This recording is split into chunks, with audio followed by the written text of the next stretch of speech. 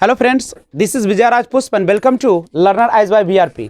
तो आइए, जो अभी एक सनसनी खबर है, आप सभी को पता है कि स्टेट का रिजल्ट आउट हो चुका है और उसमें रिजल्ट इस प्रकार से दिया गया है कि सभी जो थे एक आशा बनाए हुए थे कि इस बार मेरा ज्वाइनिंग हो जाएगा, या इस तरीके के ख्वाब था कि किसी का 41 ईयर हो रहा है तो किसी का 44 हो रहा है। नहीं, तो इस तरीके का जो एक बातें थी, लोगों की उम्मीदें थी, वह सारा उम्मीद हमारे गवर्नमेंट ने बिल्कुल तोड़ के तहस नहस कर दिया है। अब सवाल उठता है कि अब वो जो है वो करे तो क्या करे, या तो अगले के लिए लगे, और अगर अगले के लिए लगेंगे भी तो क्या, उनके पास उतना समय नहीं है। अब एक और मुद्दा उठ रहा है कि 50 साल के बाद रिटायरमेंट हो जानी चाहिए शिक्षकों की, एक नया मुद्दा आ रहा है। तो अब जिनका 42-43 एज हो चुका है, उन्होंने स्टेट के बड़ी उम्मीद के साथ दिया था कि इस बार क्वालिफाई करेंगे, और जब आंसर किया है तो उन लोगों ने अच्छा मार्क्स भी ऑब्टेन कर लिए थे, यहाँ तक कि सभी लोग क्वालिफाई कर रहे थे। लेकिन जैसे ही रिजल्ट आया तो सारे के जो तमन्नाएं थी, इच्छाएं थी, बहुत सारे ऐसे लोग थे बेरोजगार पड़े हुए थे, इसी पर अड़े हुए थे।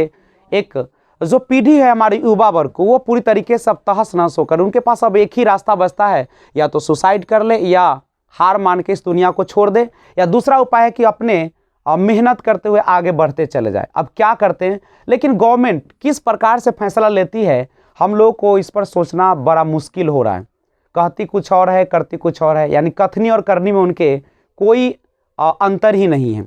सबसे पहले स्टेट का एक तो एग्ज़ाम को कैंसिल किया गया, उसके बाद फिर लिया गया, तो बहुत दिनों के बाद रिजल्ट भी पेंडिंग में पड़ा रहा। जब रिजल्ट आया तो उन्होंने एक नॉर्मलाइजेशन प्रोसेस अपनाया, उसमें भी उन्होंने एक क्या किया कि सब्जेक्ट वाइज उन्होंने रिजल्ट नहीं दिया। मैथ में सीट थे 5000 समथिंग, आर्ट्स में थे, और उसके बाद आपका इंग्लिश था, हिंदी था। तो उनको जब रिजल्ट भी किया गया, ऊपर से मान लीजिए कि उठाया भी उन्होंने, तो अभी भी 3000 के समथिंग सीट जो बच रहे हैं, तो उस पर क्या कर रहे हैं कोई पता नहीं चला। या तो नीचे कटअप करके उसको भी ले लेना चाहिए था। लेकिन इन सब से लापरवाह, चूंकि वे लोग गद्दी और अपने राजनीतिक सत्ता पाने के आड़ में वो सारी युवाओं को एक बेरोजगारी की ओर और एक कह सकते हैं कि अराजकता की ओर, एक असामाजिकता की ओर बढ़ा रहे हैं। चूंकि अनपढ़ लोग तो कहीं भी कमा सकते, कुछ भी कर सकते, लेकिन जो पढ़े लिखे लोग हैं, जो इतना मेहनत करते हैं, और वो क्वालिफाई भी मान लीजिए एक तरीके से हो गए थे रिजल्ट आने से पहले, लेकिन जैसे ही आया आप करें कि नॉर्मलाइजेशन किया गया, 30 से 25 नंबर उसको कटअप कर दिया गया। तो आप ही बताइए हमें कि जो स्टूडेंट 30 नंबर कटअप कर जाता है, उसका क्या वो रिजल्ट ले पाएगा?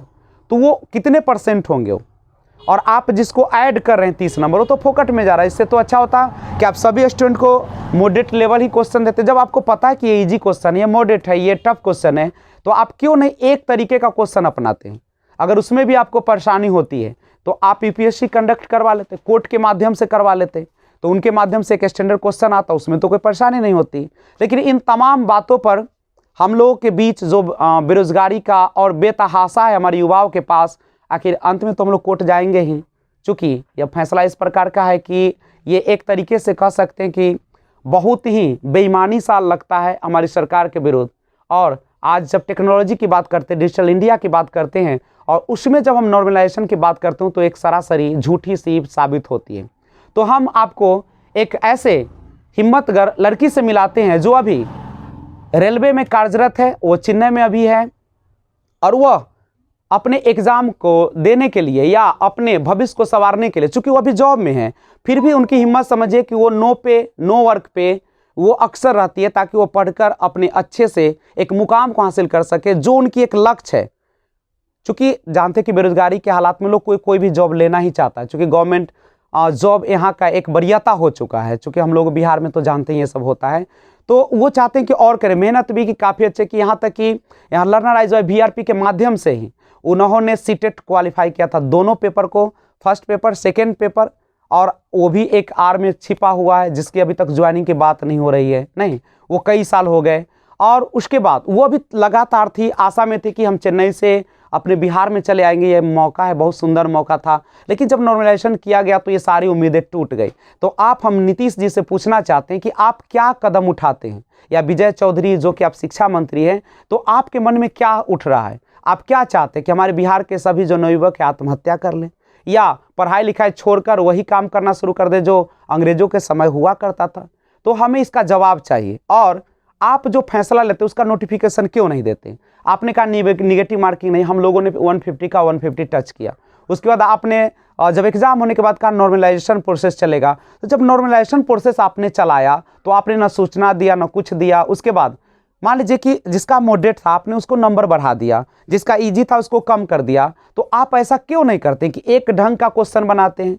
क्योंकि किसी का नंबर आना और न आना और ऊपर से देना और काटना ये तो कोई वाजिब नहीं बनती है। आप हो सकता है कि जो अच्छे स्टूडेंट होंगे उन्होंने अगर स्कोर किया होगा 94 किया होगा 80 किया होगा और आपने 30 नंबर उसको ऐसे ही कटअप कर रहे हैं तो कहाँ जाएगा वो तो ऐसे ही फेंका रहा है। तो आइए हम उनसे जानते हैं कि उनका क्या विचार है। तो आइए मिस सोनी से हम लोग जानते हैं कि वो क्या कहते हैं बेरोजगारी के मामले में। सबसे पहले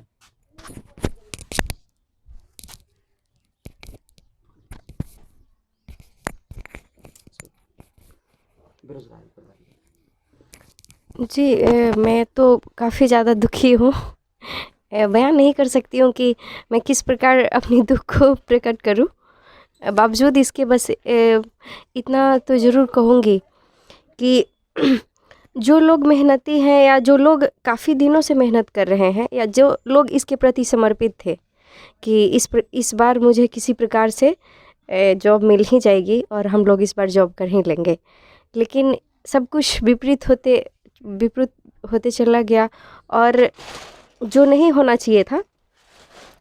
अगर देखा जाए तो काफ़ी समय दिया है हमने स्टडी में और जो भी लोग भी दिए हैं फिर भी उनके साथ अगर इस प्रकार का कार्य होते रहेगा तो लोग ये जो सिस्टम है एक बिलीफ सिस्टम है ये सब उठ जाएगा और जो लोग मेहनत नहीं करते हैं वो एम्प्लॉइज़ बनेंगे और जो लोग मेहनत करते हैं वो अनएम्प्लॉइज़ रहेंगे।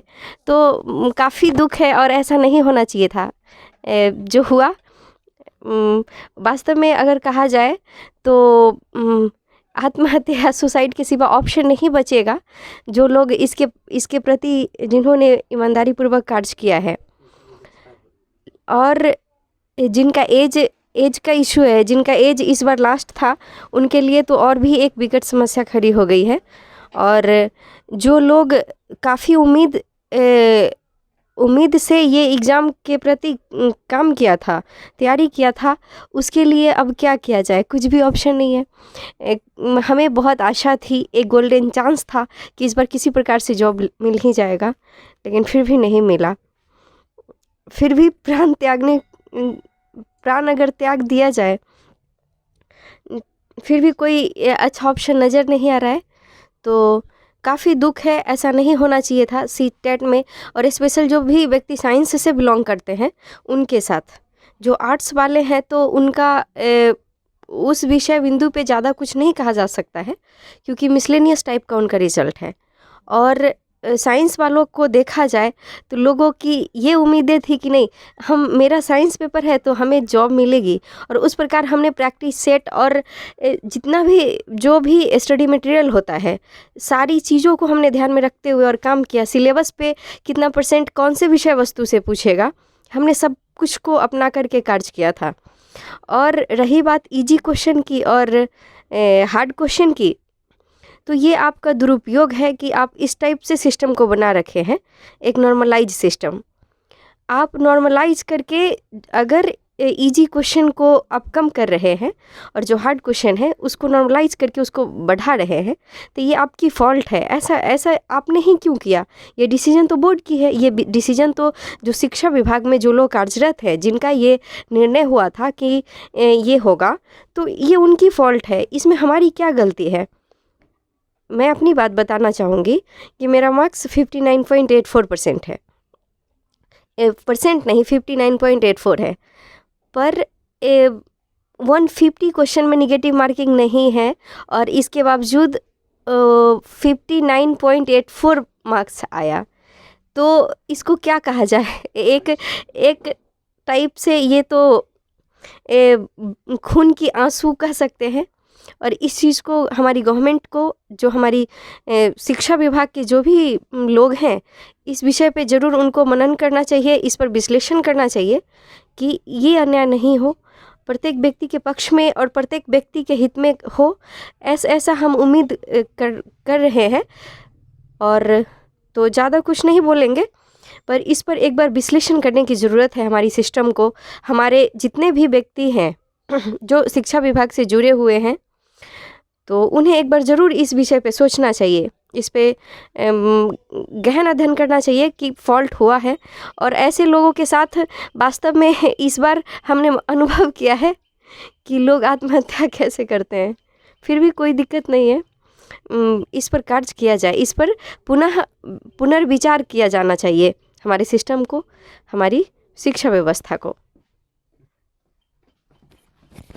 चलिए, तो ये रेलवे में कार्यरत है सोनी जी अभी चेन्नई में, और उनकी जो उम्मीदें थी कि हम बिहार में आएंगे वो उम्मीदें टूट चुकी है।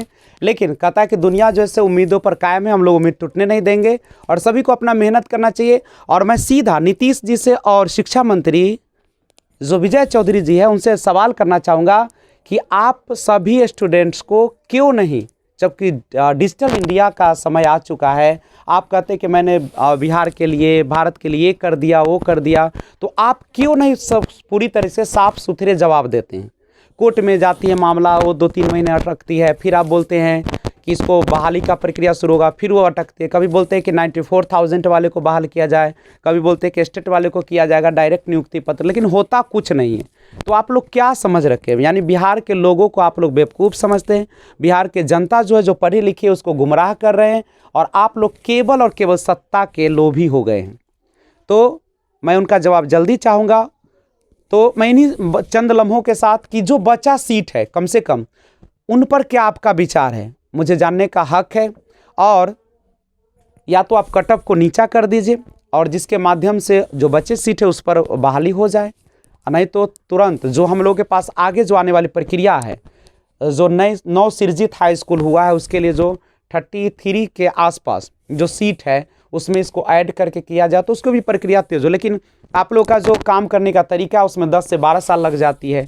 अभी जो 11-12 में हुआ उसका तो अभी प्रक्रिया खत्म ही नहीं हुआ है। नहीं, जो 6 चरण का स्टेट का एग्ज़ाम के तहत जो बहाली होने वाले तो रुका हुआ है, और आप नए को भी नए में भी एक अरंगा डाल दिए हैं। तो क्या किया जाए? तो इन्हीं चंद लम्हों के साथ मैं सारे युवाओं को चाहता हूं कि आप लोग एक हो जाए, और जब तक आप एक न रहेंगे तब तक लोग आपका दुरुपयोग करते रहेंगे, और ये तो मामला कोर्ट में जाएगा ही और जाने वाला ही है। तो आप इस पर ध्यान दें और सही तरीके से कार्य करने का प्रयास करें। इसी चंद लम्हों के साथ मैं विदा लेता हूँ।